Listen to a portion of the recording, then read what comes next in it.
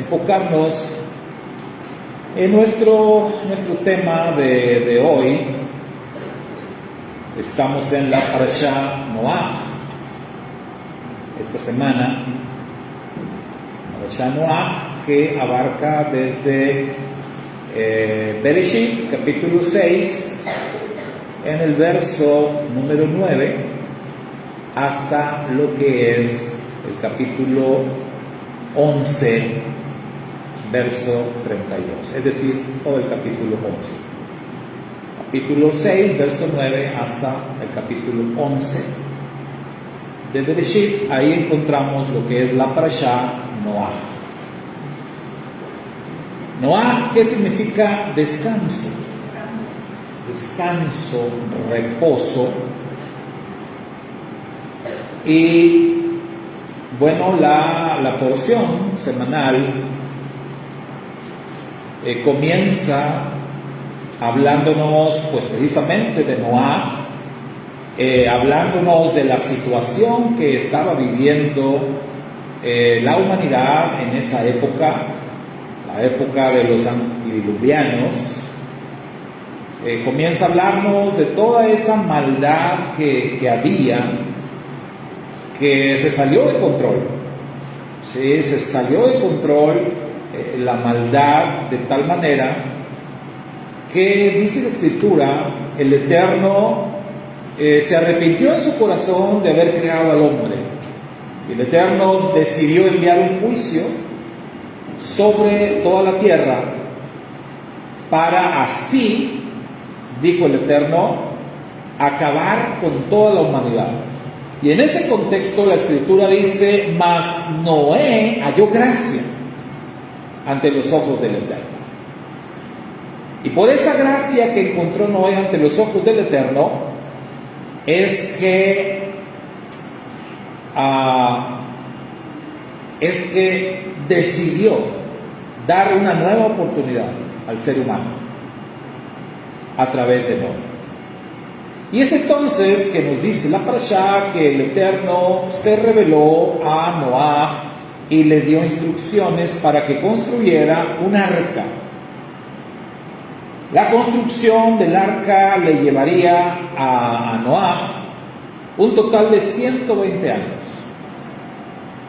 Esto era un tiempo suficiente para que toda aquella humanidad pudiera arrepentirse.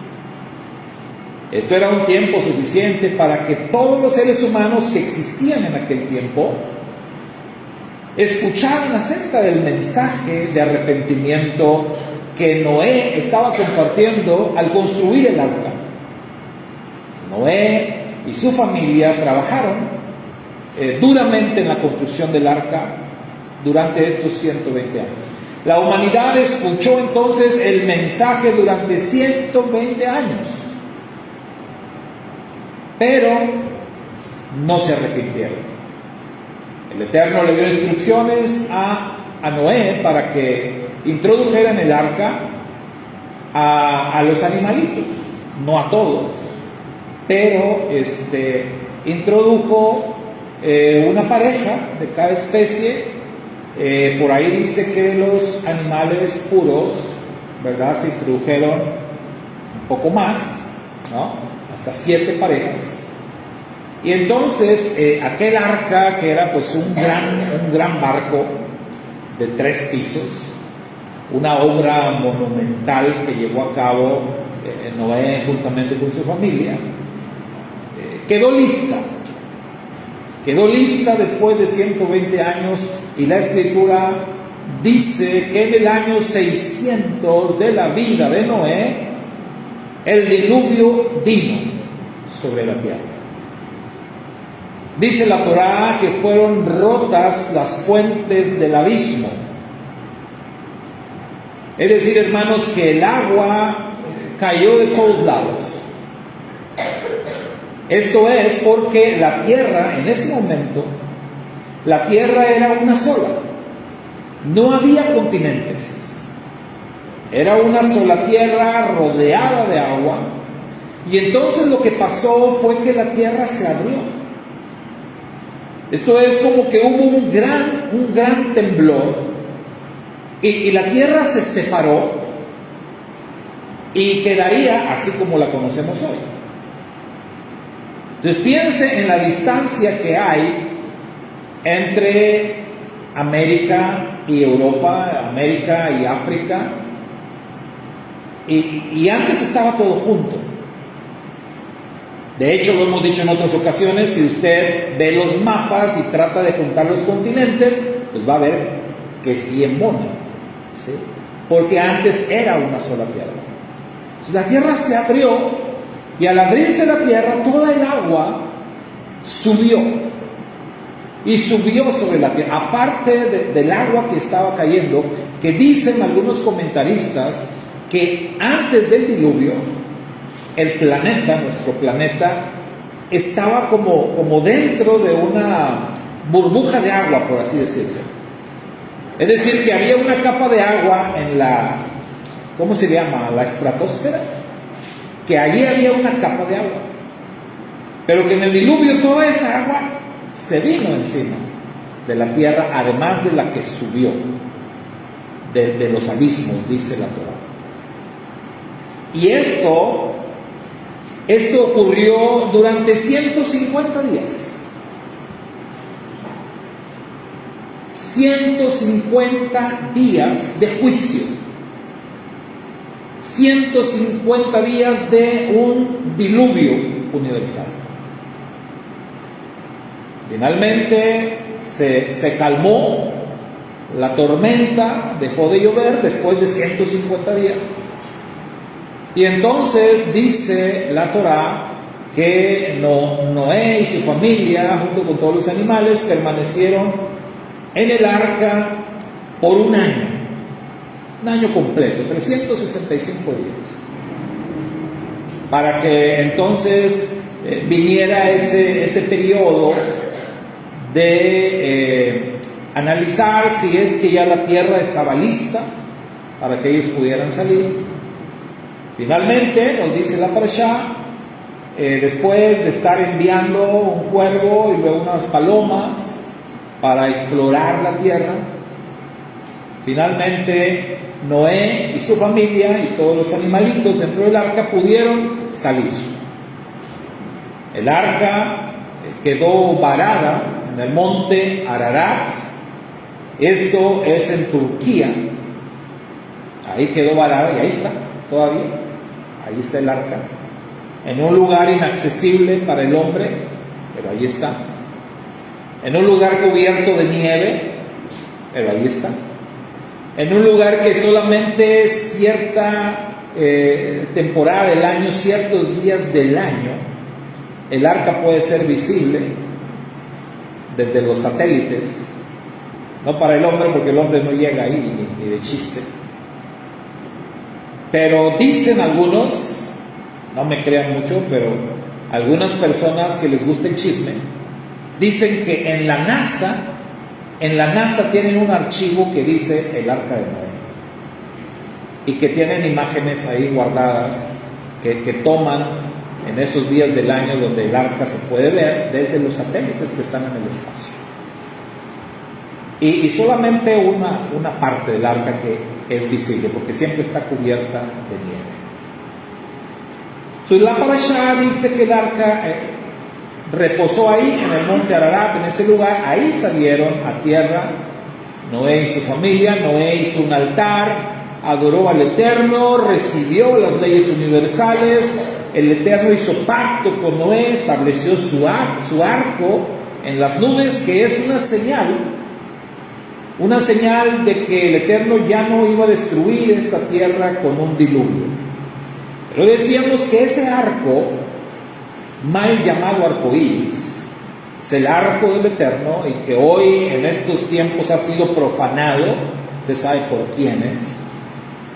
Ese arco en las nubes, cada vez que sale, nos recuerda que el hombre es culpable. Es muy bonito ver el arco en las nubes, y por supuesto que es muy bonito ver el arco y agradecer al Eterno y recordar y decir: Padre, gracias por tu fidelidad, gracias porque ahí está la señal de que tú eres fiel y que cumples con tu promesa y que cumples tu pacto.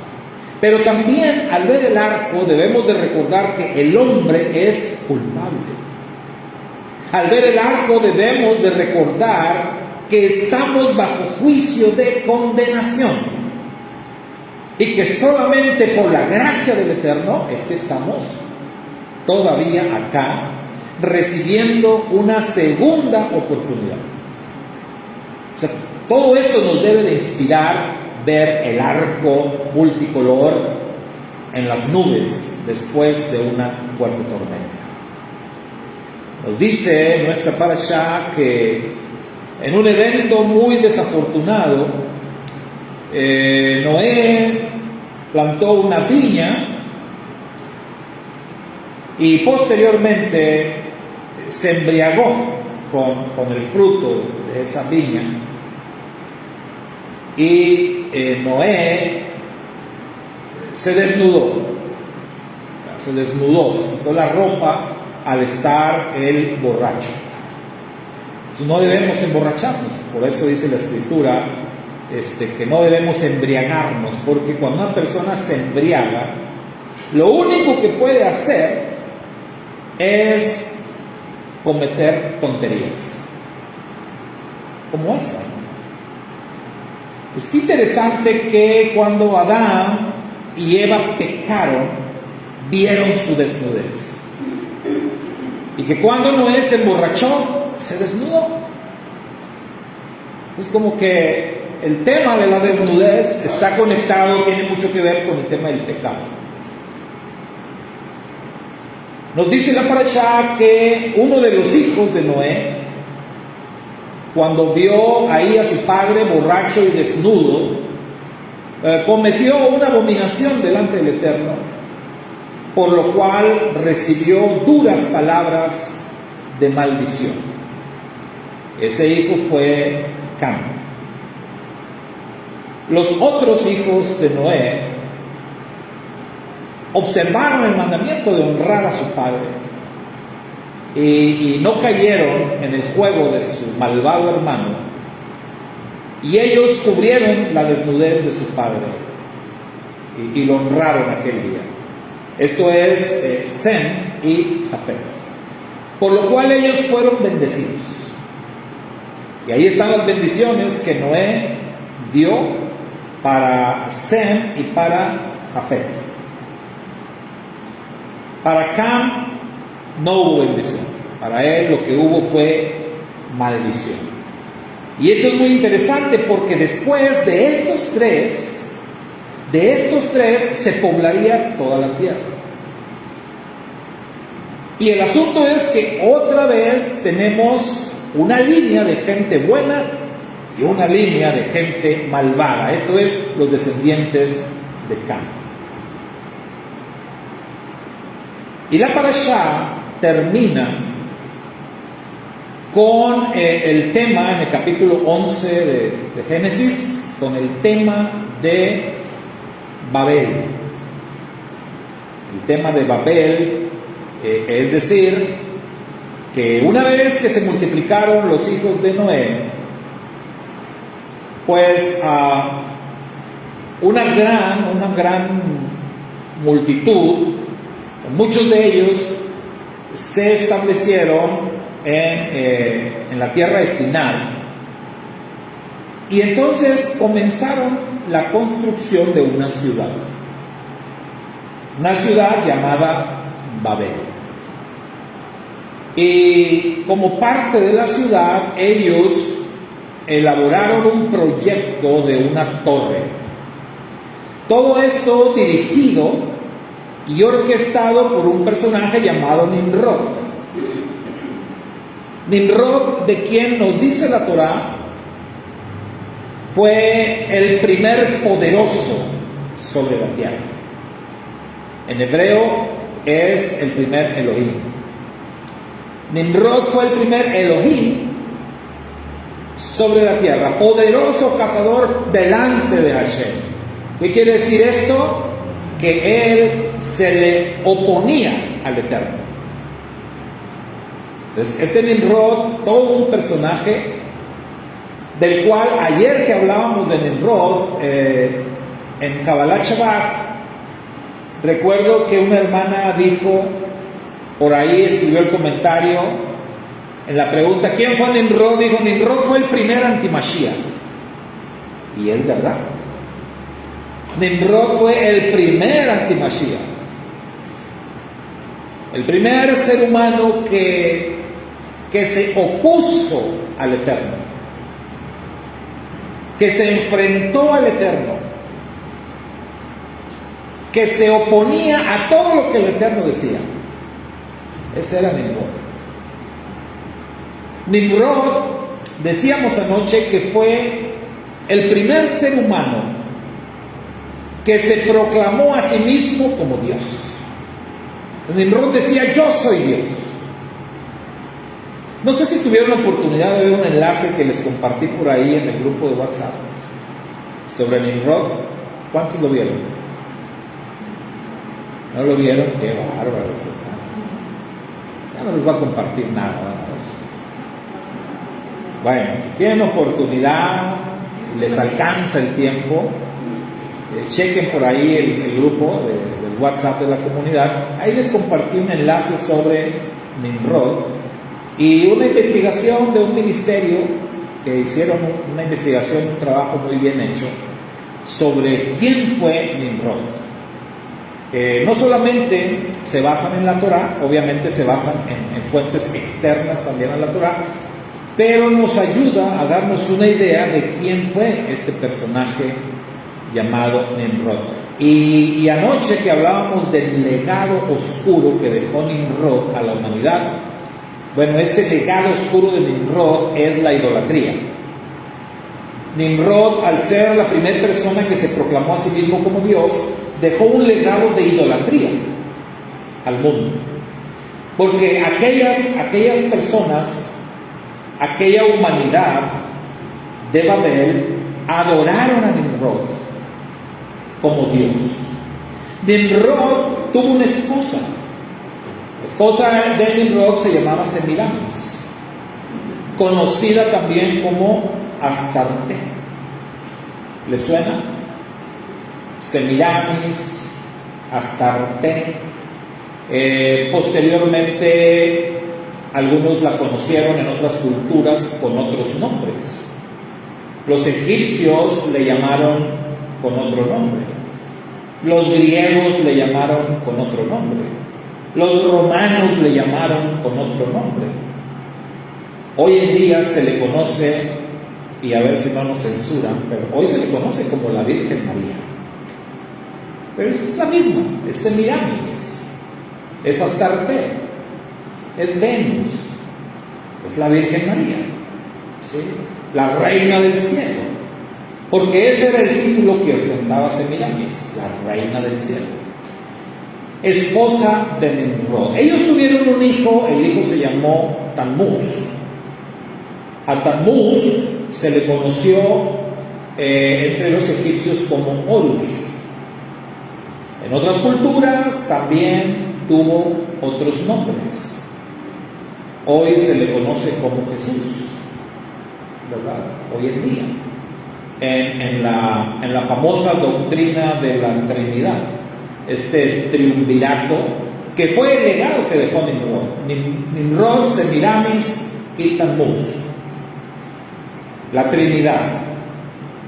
Esa Trinidad que fue adorada desde Babel y que hoy sigue siendo adorada también en nuestro mundo moderno con distintos nombres y que sigue causando confusión a muchas personas. Y el capítulo 11 entonces nos habla de esto, nos habla de la construcción de Babel, nos habla de la edificación de esta torre de Babel. Hablábamos anoche de esto. Hablábamos acerca de cuál era el objetivo de construir esa torre. Y hay un verso ahí en el capítulo 11. Hay un verso en el que nos vamos a concentrar, que es el verso número 4. Y hay una parte del verso 4, Génesis 11:4, en donde dice, bueno, ya se quitó la imagen de la pantalla, ¿verdad? Teníamos una imagen ahí. ¿Sí la vieron o no? ¿Qué decían? Sí la vieron, pero no le pusieron atención. Hazte un nombre, hagámonos un nombre, ¿verdad? Hagámonos un nombre. Pues teníamos ahí un hombre trepado arriba de la torre, una torre mocha, porque pues, no alcanzaron a terminar. Un hombre ahí arriba de la torre, y el título es Hagámonos un nombre, porque eso es lo que dice ahí el verso 4. Y se dijeron: vamos, edifiquemos una ciudad y una torre cuya cúspide llegue al cielo, y hagámonos un nombre. Otras versiones dice: y así alcanzaremos renombre. Otras dicen: para hacernos famosos. Eso ya está más moderno, ¿no? Pero la mayoría de versiones dicen: para que alcancemos renombre, o para que nos hagamos de un nombre. Y por eso, hace rato que estábamos repasando los 10 mandamientos, les dije: guarden por ahí el comentario que nos hizo Karen, porque Karen nos recordó el tercer mandamiento, en donde ella nos hablaba acerca del nombre. No tomarás el nombre del Eterno tu Elohim a la ligera. El Eterno no va a tener por inocente a nadie que tome su nombre a la ligera. Pero Karen en su comentario ahí nos recordó lo que significa el nombre, porque esto es muy importante. ¿Qué significa el nombre? Es el nombre de una persona, o el nombre del Eterno. Karen nos decía: sí, el nombre te da identidad, ciertamente, pero en el nombre del Eterno, en nosotros podemos ver su carácter. Cuando la Escritura habla del nombre del Eterno, está hablando del carácter del Eterno. Nos está hablando de los atributos del Eterno. El nombre del Eterno tiene que ver con su voluntad, la voluntad del Eterno. El nombre del Eterno tiene que ver con sus planes. El nombre del Eterno tiene que ver con sus designios, con sus decretos. El nombre del Eterno tiene que ver con todo eso, hermanos. Cada vez que la Escritura dice el nombre del Eterno, está hablando de todas esas facetas.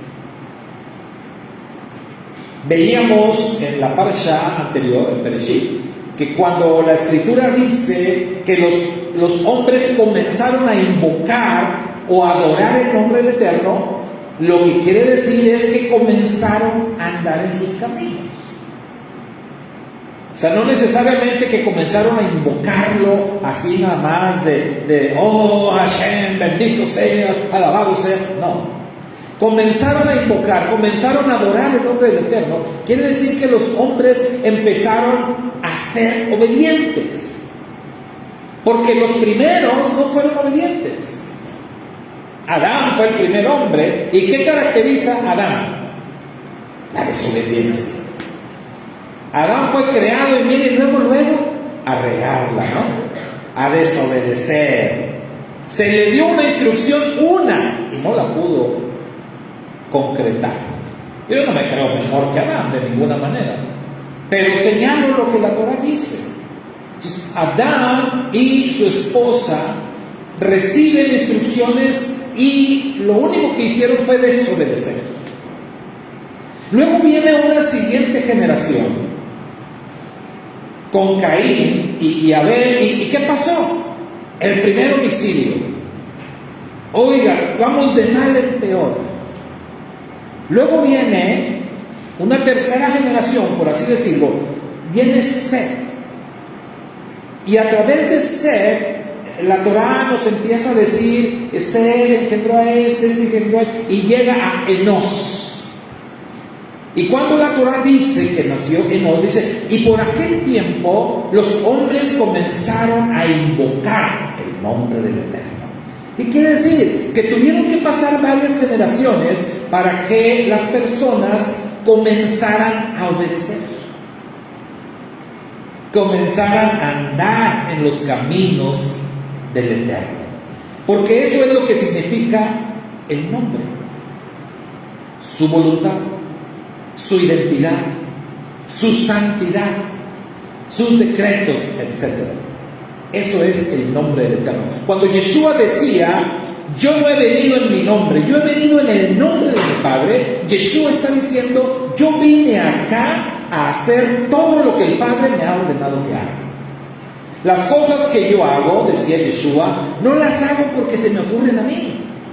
Todas las cosas que yo hago aquí, mientras estoy en la tierra, las hago porque así el Padre me las encomendó.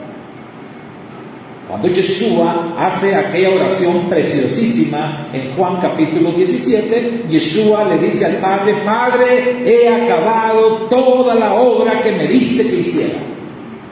Todo lo que me ordenaste, todo lo que me dijiste, todas las instrucciones que me diste, todo lo he hecho.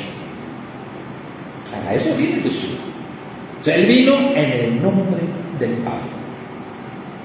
Entonces, Él vino a obedecer. Él vino a cumplir.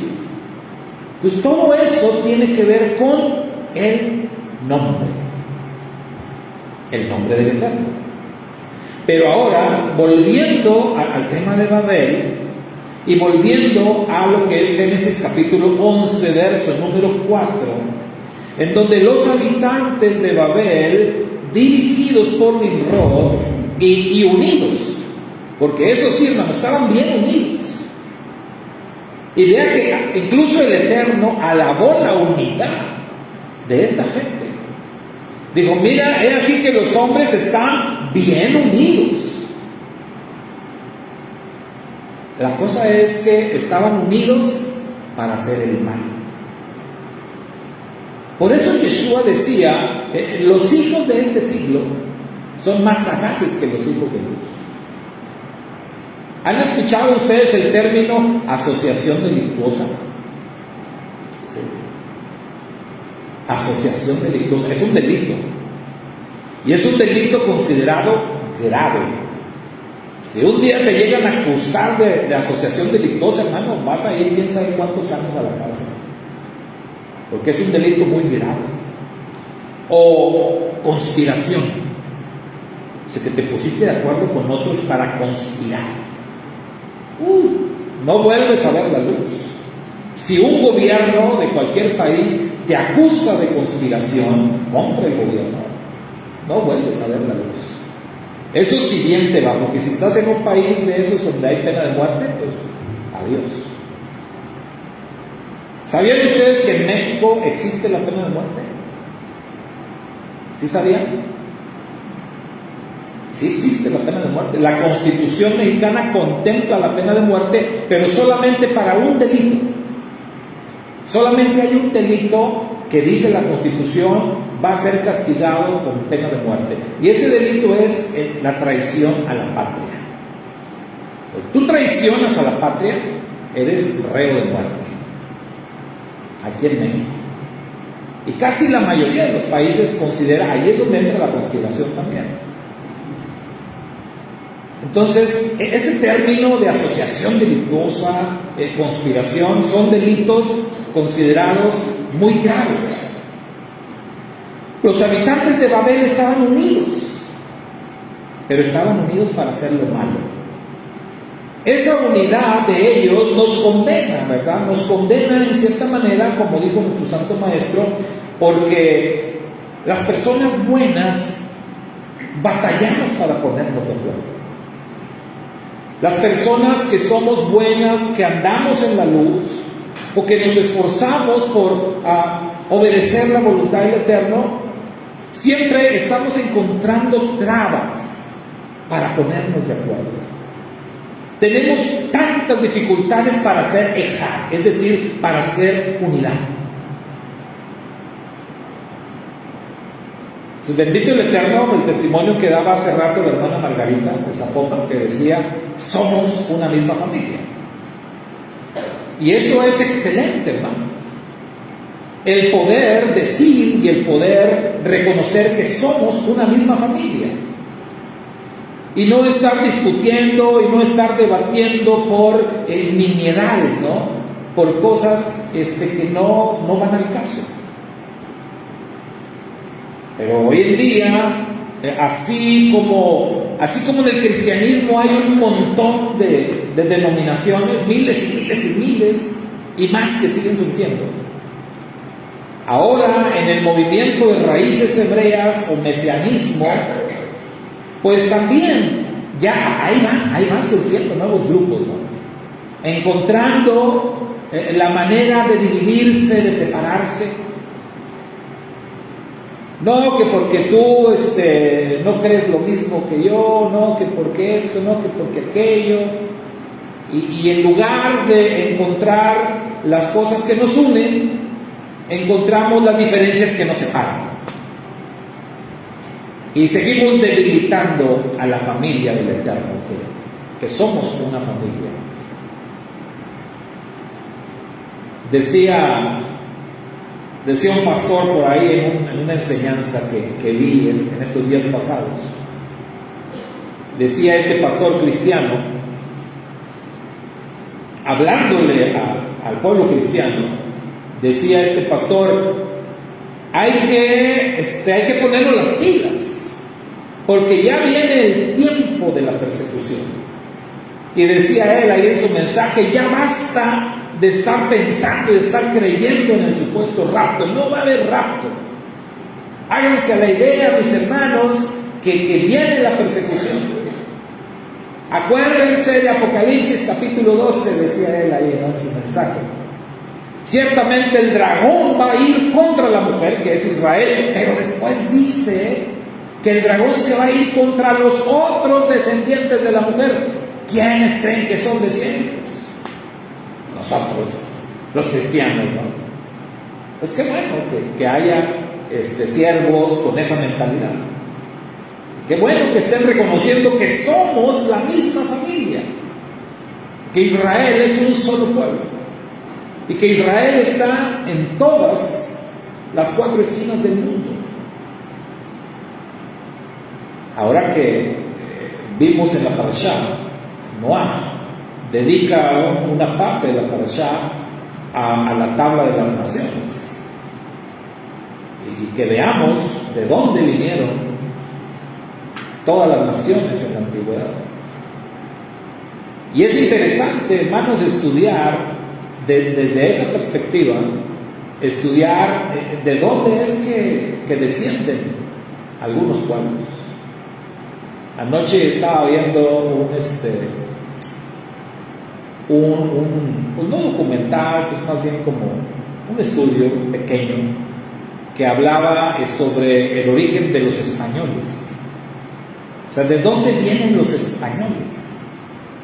Y estos hermanos que hicieron este estudio encuentran las referencias bíblicas de los españoles y conectan a los españoles hasta Jafet. Y siguen la línea de Jafet a través de sus descendientes hasta llegar a lo que hoy llamamos los españoles. Y así se puede hacer con cada pueblo de la tierra, a través de los descendientes de Noé. Hoy en día, con los recursos tecnológicos que tenemos, le podemos dar seguimiento a cualquier pueblo de la tierra. Hoy en día, con los recursos científicos, usted sabe que incluso si usted analiza su ADN, con un estudio de ADN, usted puede saber en dónde están sus raíces, ¿no?, de sus antepasados. Fácilmente. Bueno, entonces hay una parte ahí donde se nos habla acerca de esto en la parashá. Y esto porque en el capítulo 11 de Génesis se nos habla de cómo surgieron todas las naciones de la antigüedad. ¿A raíz de qué? De Babel. a raíz de este pecado. Entonces, básicamente, la parashá Noaj nos habla de dos pecados que desencadenaron juicios del Eterno. Dos pecados. Uno ocasionó el diluvio y el otro ocasionó el tema de las naciones. Ocasionó la confusión. Ocasionó la división. Entonces, ¿cuál fue el primer pecado que se cometió? Según la parashá, bueno, decíamos que se multiplicó la maldad, pero sabemos, mis hermanos, que hubo un pecado concretamente que es muy polémico.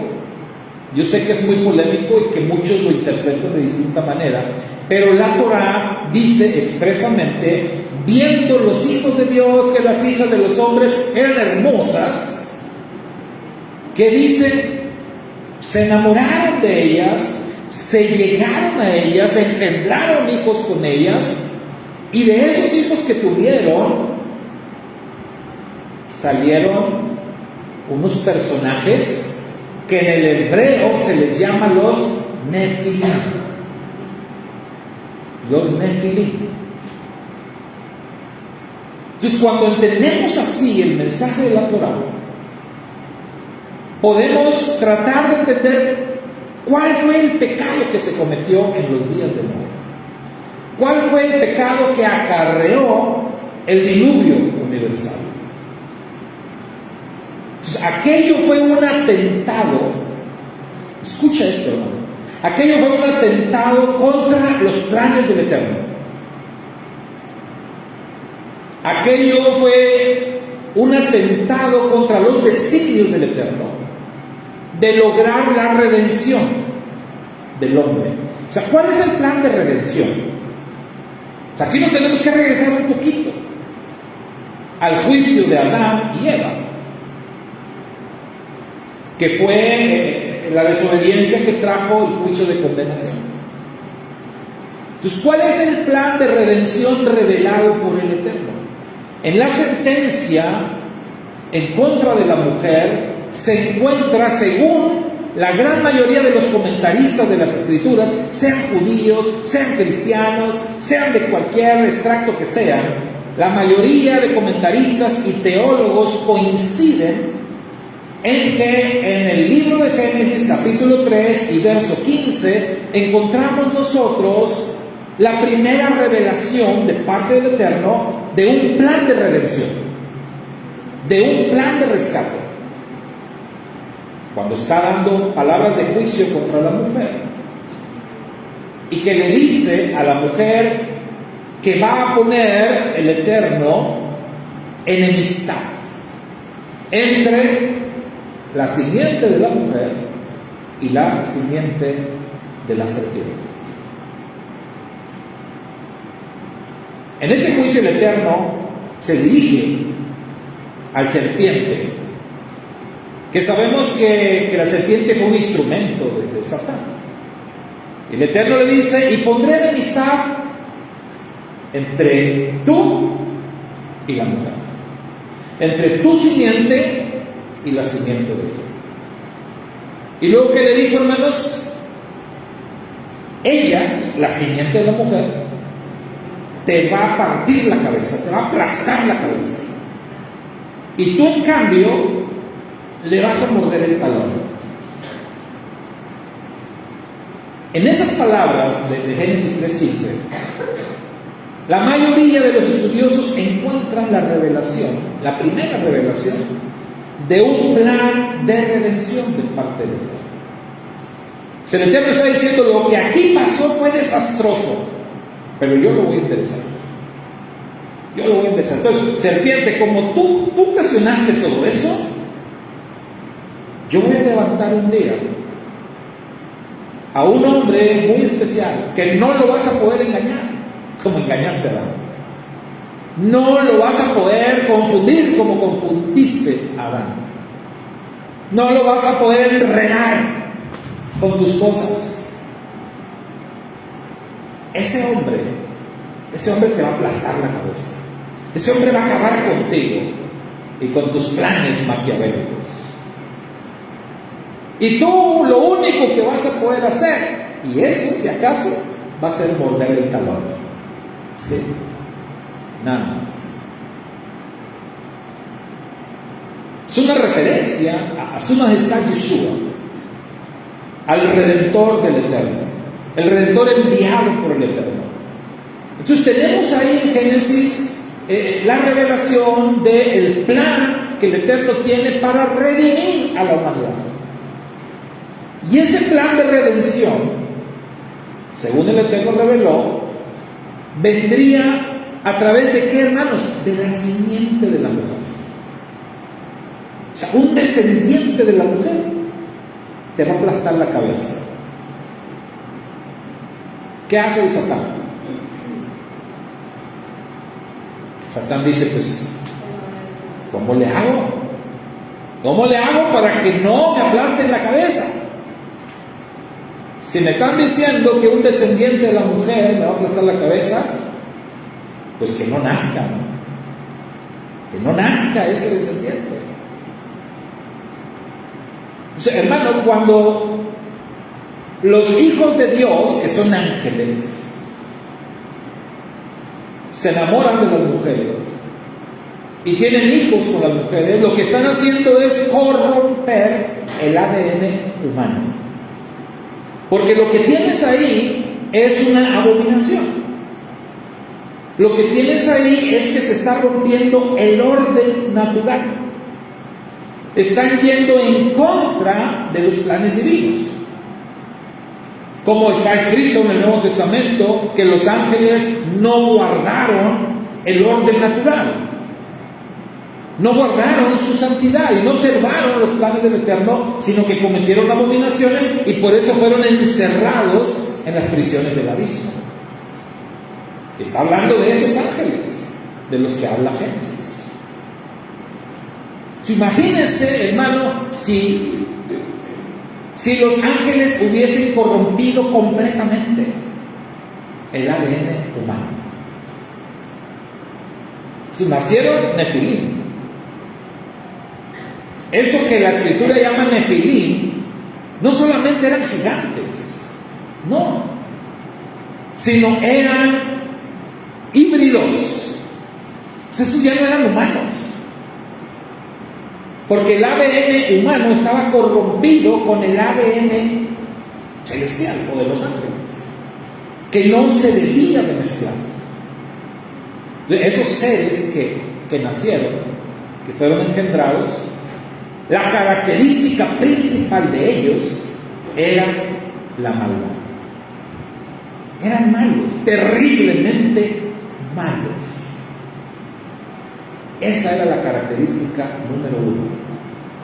Por eso la Torah dice que casi la mayor parte de la humanidad de aquel tiempo fue corrompida y que todos ya eran malvados. En medio de ese contexto dice, pero Noé halló gracia. ¿Por qué halló gracia? La Torah dice, porque Noé era perfecto en sus generaciones. ¿Qué nos está diciendo? Que Noé y sus hijos no habían comprometido su ADN. Y por eso son resguardados. Por eso ellos le dan una nueva oportunidad a la humanidad. Por eso. Entonces, ¿de qué manera el enemigo está intentando echar a perder los planes del Eterno?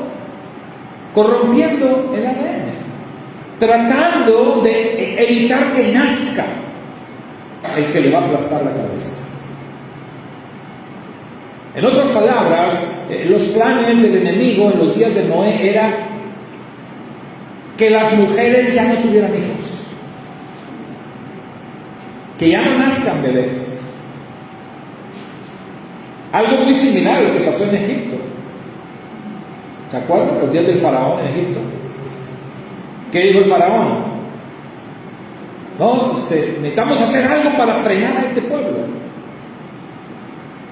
¿Qué vamos a hacer? Pues vamos a matar a todos varones que nazcan, ahogados en el río, así vamos a acabar con esta estirpe, con esta gente.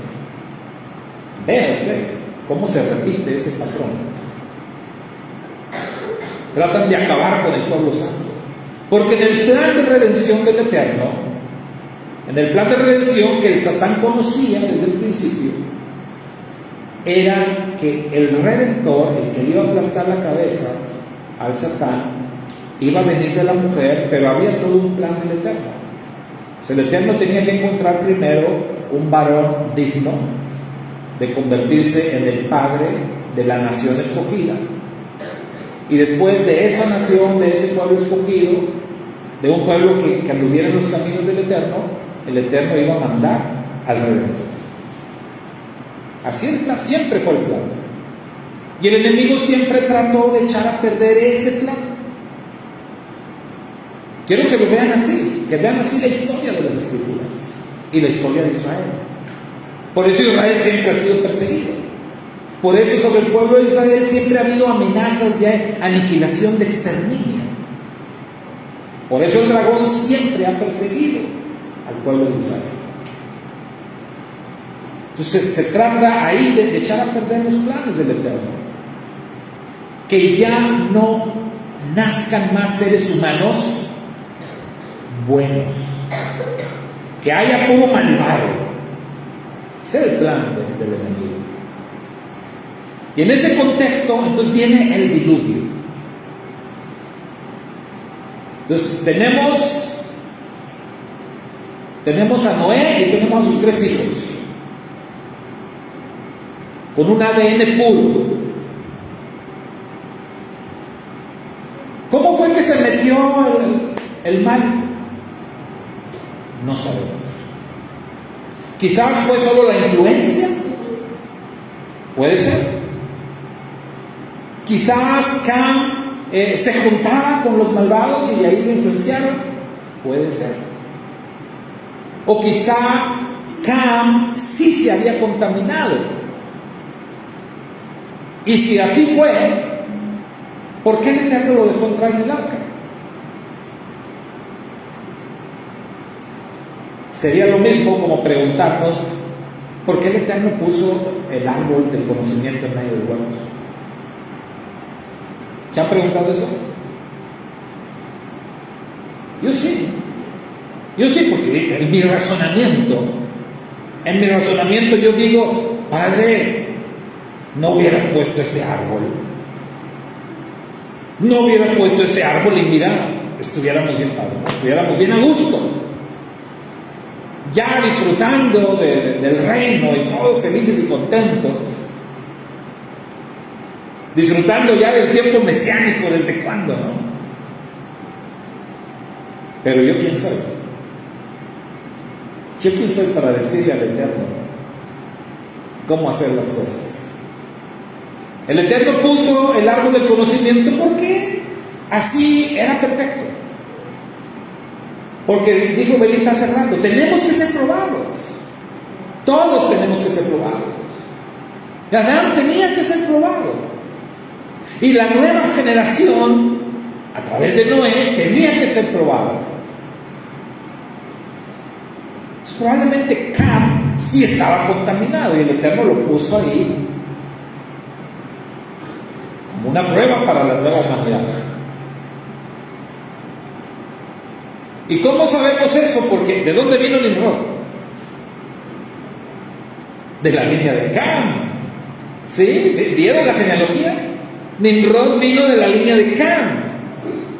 Y si usted consulta algunos escritos extrabíblicos, usted se va a dar cuenta que el Nimrod tenía todas las características de ¿quién cree? De los Nefilim. El Nimrod era otro Nefilim. Y ahí es donde uno dice, pues que el diluvio no vino para acabar con los Nefilim. ¿Cómo que se nos coló uno, verdad?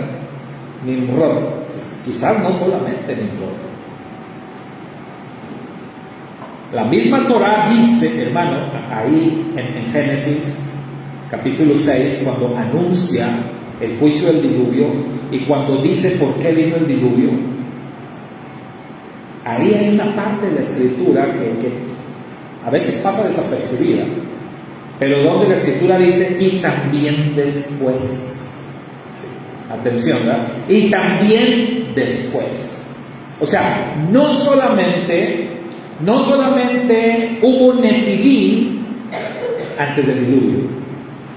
La Torah dice, y también después. O sea, que después del diluvio, otra vez iba a haber Nefilim. Y ese y también después abarca, pues, la historia. Porque, ¿de dónde salieron aquellos hombres que enfrentaron a los israelitas en el desierto? ¿Se acuerdan aquel que dormía en una cama como de 4 metros? ¿De dónde salió ese? A todas luces era un Nefilim. ¿De dónde salió? Dice la Torah, y también después. O sea, no me pregunten cómo, no sé. Pero de que hubo Nefilim después del diluvio, hubo. Yo creo que Nimrod fue uno. Yo creo que estos reyes de los que nos habla ahí la Torah, que enfrentó a Israel en el desierto, y sobre todo los que habitaban en la tierra de Canaán, cuando fueron los espías y regresaron con el reporte, ¿se acuerdan que mencionan a un tal Anak? Y dice que los hijos de Anak vivían ahí, y esos eran puros Nefilim. Y en la tierra de Canaán vivía pura gente malvada. Por eso el Eterno le dijo a Israel, cuando entres, acaba con todo, no dejes a uno vivo. Esa gente está contaminada, esa gente es malvada, esa gente, si tú lo dejas vivo, van a ser como un cadillo en tu vida después. No te lo vas a quitar de encima, vas a sufrir. Así que mejor acaba con ellos, porque esa gente de Canaán era malvada. La Torah dice, y también después. ¿De dónde salió Goliat y sus hermanos? Y eso ya estamos viendo más adelante, ¿no? También eran Nefilim, también eran gigantes y muy malvados. ¿De dónde salieron? Dice la Torah, y también después. Y se acuerdan que nuestro santo maestro Yeshua dijo que antes de su regreso, antes de que el Mashiach regresara, ¿se acuerdan que el Mashiach dijo que los días previos a su regreso sería como, hermanos? Como en los días de Noé. Como en los días de Noé. ¿Qué quiere decir eso? Que ahorita estamos llenos de Nefilim. Y no piensen en gigantes nada más, no. Piensen en gente del más bajo nivel espiritual. En gente muy, pero muy malvada. ¿Han visto noticias últimamente? Todo lo que está pasando.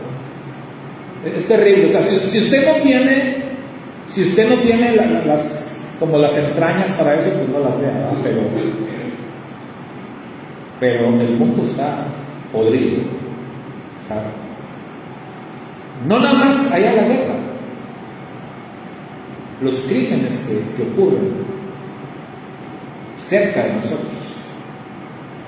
La semana pasada estábamos hablando de un crimen acá, ¿no? Aquí en la colonia donde vive nuestra hermana Silvia. Terrible. El hombre que mató a sus suegros y no sé si la esposa murió después también. Por allá salió otro que mató a sus hijos a martillazos.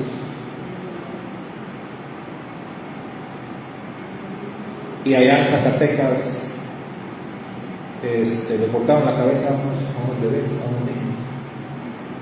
Familias enteras. Y eso está pasando aquí.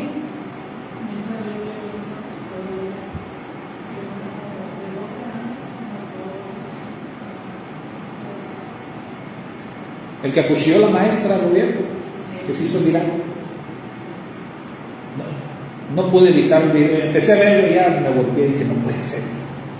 No puede ser que esté pasando eso. O sea, dígame, ese nivel de maldad.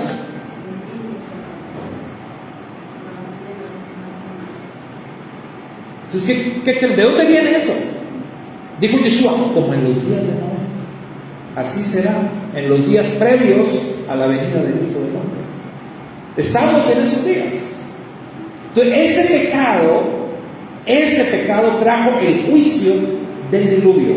Nos dice Pedro en una de sus cartas: el juicio vendrá, ya no con agua, sino con fuego. Pero el juicio vendrá. ¿Debido a qué? Otra vez a lo mismo, hermano. El nivel de maldad. El nivel de maldad en la raza humana. Ese fue un pecado, el que trajo el diluvio. Pero luego en Babel, ¿cuál fue el pecado? ¿Cuál fue el pecado en Babel? Decíamos la frase: hagámonos un nombre. ¿Qué quiere decir eso? ¿Qué quiere decir hagámonos un nombre? Ya dijimos lo que quiere decir el nombre del Eterno. Cuando una persona, un ser humano dice: hagámonos un nombre, o yo quiero hacerme de un nombre, esa persona está renegando de su creador. Esa persona no quiere saber nada de su creador. Entonces, hay personas que tienen problemas con la autoridad. Mucha gente tiene problemas con la autoridad. No les gusta el tema de la autoridad. No les gusta que haya alguien encima de ellos. No les gusta que haya alguien que los mande o que les diga qué hacer. ¿Saben que ahorita hay hijos así?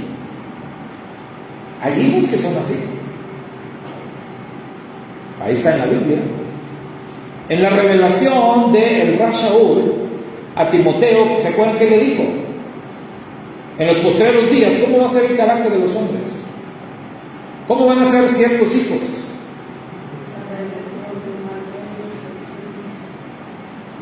O sea, pone una serie de adjetivos ahí terribles, ¿no? Implacables, soberbios, amadores de sí mismos, desobedientes a los padres. O sea, no se van a sujetar a la autoridad. O sea, un niño que no se sujeta a la autoridad de sus padres, ¿usted cree que se va a sujetar a la autoridad de alguien? No, hermano. No. Sí, papá y mamá son la primera línea.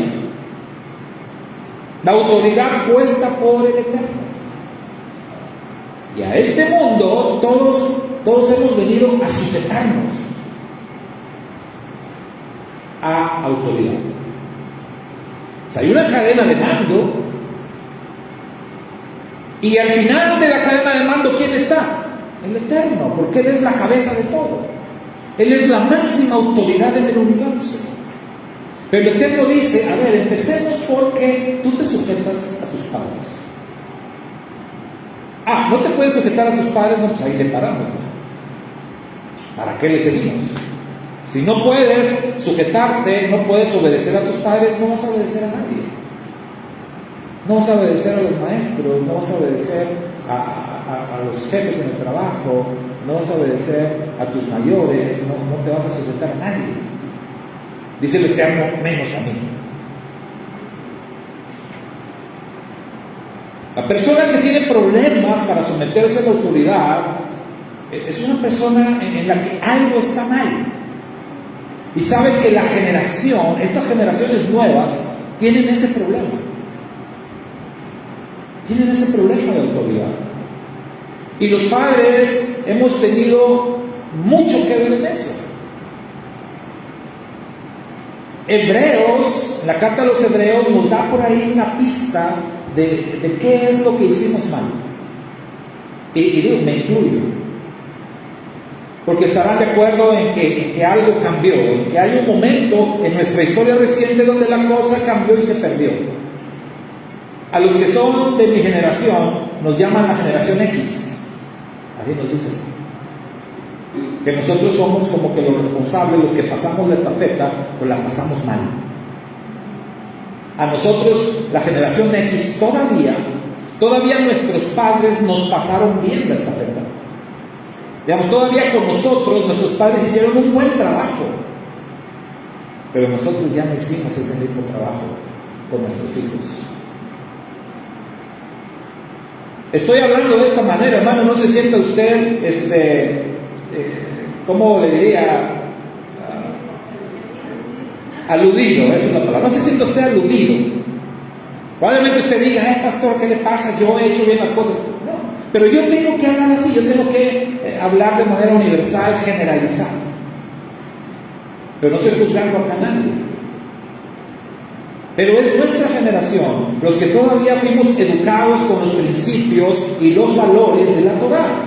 Aquellos a los que nuestros padres nos enseñaron de manera correcta: no se debe de robar, no se debe tomar lo que no es suyo, hay que respetar al vecino, hay que respetar a los mayores, y que no nos permitían ser groseros, y que si levantábamos la voz a papá o mamá nos tumbaban los dientes, que si el maestro de la escuela se quejaba de nosotros, olvídese el castigo que nos llevábamos.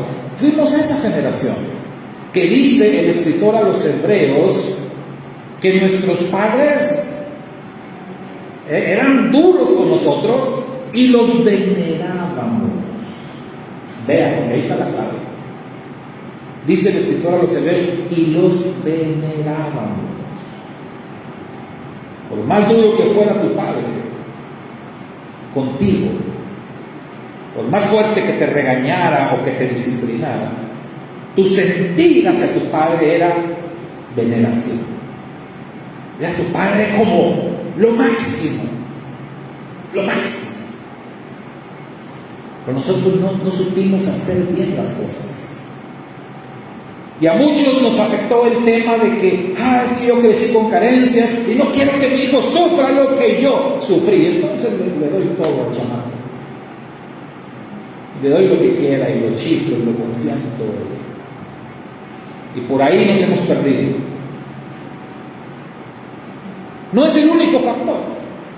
Hay muchos factores. Obviamente la maldad que se ha generado en el mundo, que nos ha sobrepasado. Obviamente la tecnología, las redes, los programas de televisión. Obviamente los sistemas de educación y tantas cosas que por todos lados están atacando a nuestros hijos.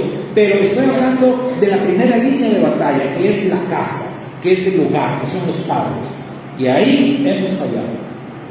Y entonces hoy, como consecuencia, tenemos hijos con el carácter ya pronosticado por las Escrituras. Entonces, ¿cuál es el problema? El pecado. Hagámonos un nombre. Es decir, yo no quiero el nombre del Eterno. Yo quiero mi propio nombre. ¿Sí se entiende? O sea, yo no quiero el nombre del Eterno. Yo no quiero su carácter en mí. Yo no quiero sus atributos en mí. Yo no quiero saber de sus planes para mí. Yo no quiero su santidad en mí. Yo quiero hacerme mi propio nombre. Yo quiero vivir como yo quiera. Yo quiero ser un espíritu libre. Yo quiero hacer mi voluntad, no la voluntad de Él. ¿Pero qué me dice que no peque? Y yo quiero pecar. Si yo quiero mi propio nombre, yo quiero hacer mis propias reglas. Yo quiero vivir como yo quiera. Y si yo quiero creer en otros dioses, yo soy libre. Es más, si yo quiero hacerme mis propios dioses, o si yo quiero ser mi propio Dios, yo quiero hacer mi propio nombre. Hacerme un hombre famoso, un hombre de renombre. Eso es lo que quiero. No quiero el nombre del Eterno. Ese fue el problema de Babel. ¿Le suena familiar? ¿Le suena a algo que está pasando hoy en día? Donde mucha gente está rechazando el nombre del Eterno. Al haber tantas religiones en el mundo, es una forma de rechazo al nombre. El que haya tantos grupos y tantas denominaciones es un rechazo al nombre.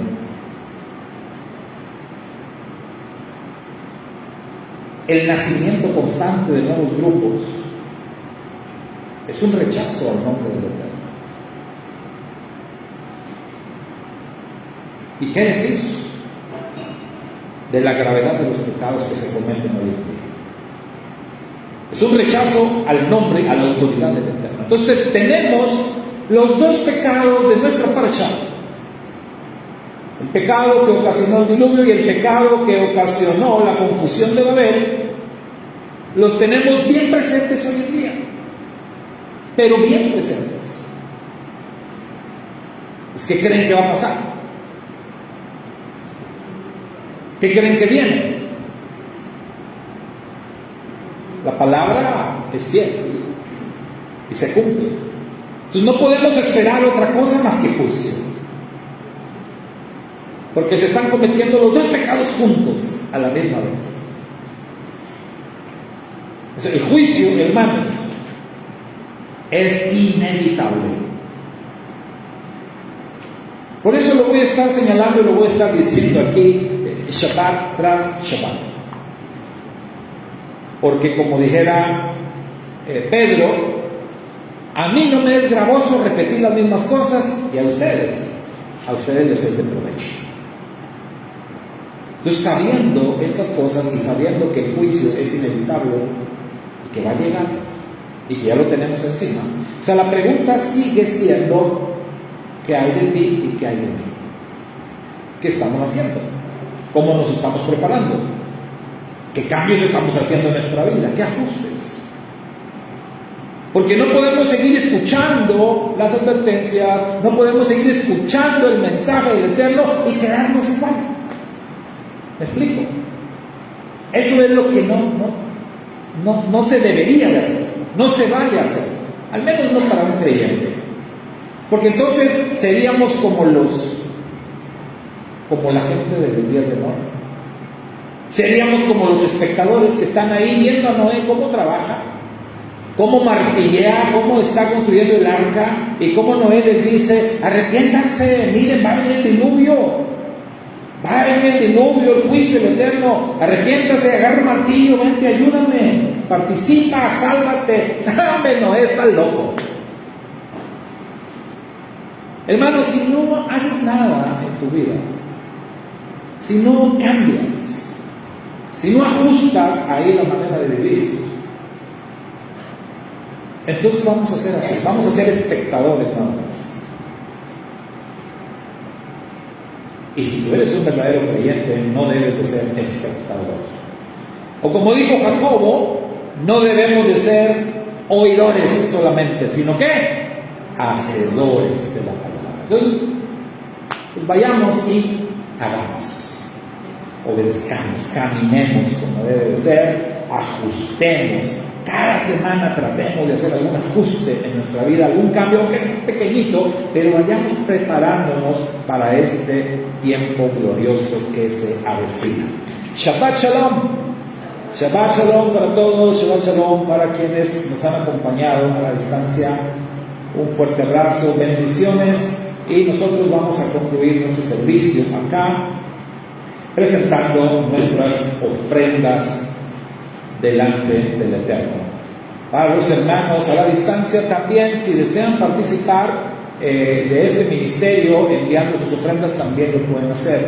Hermanos, también los invitamos a participar. Hay medios a través de los cuales, aunque ustedes estén allá lejos, pero hoy, a través de la bendita tecnología, también hay la manera de poder hacer llegar estas ofrendas. Si alguien está interesado, pues solamente pregunte cómo se puede hacer y nosotros le explicamos. Shabbat Shalom, bendiciones, y nos vemos más tarde.